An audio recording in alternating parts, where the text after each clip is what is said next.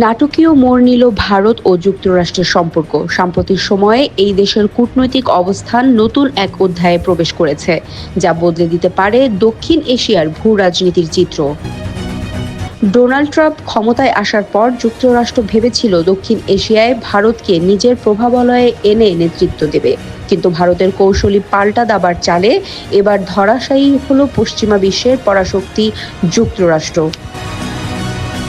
মোদি সরকার এবার পরিষ্কার বার্তা দিয়েছে, দক্ষিণ এশিয়া বিশেষ করে বাংলাদেশকে দেখতে হবে ভারতের চোখ দিয়েই, অন্যথায় যুক্তরাষ্ট্রকে হারাতে হবে আম ও ছালা। অবশেষে ওয়াশিংটন বুঝে গেছে বাস্তবতা। নরম সুরে ভারতকে রাজি করাতে তারা কমিয়ে দিয়েছে অতিরিক্ত আরোপ করা ট্যারিফ।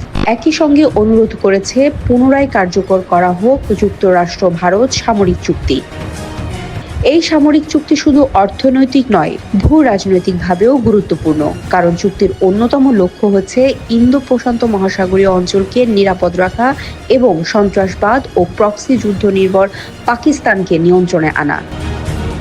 ভারত যুক্তরাষ্ট্রের 10 বছরের নিরাপত্তা ফ্রেমওয়ার্ক চুক্তির মূল ভিত্তি একটি মুক্ত, স্থিতিশীল ও উন্মুক্ত ইন্দো প্যাসিফিক অঞ্চল, যেখানে ভারত ও বাংলাদেশের সহায়তায় চীনের সম্প্রসারণবাদী প্রভাব সীমিত রাখাই আমেরিকার প্রধান লক্ষ্য।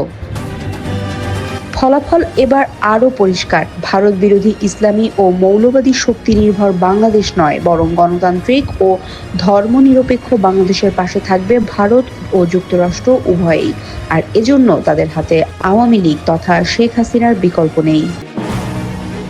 Desk report, বিবাংলা.net।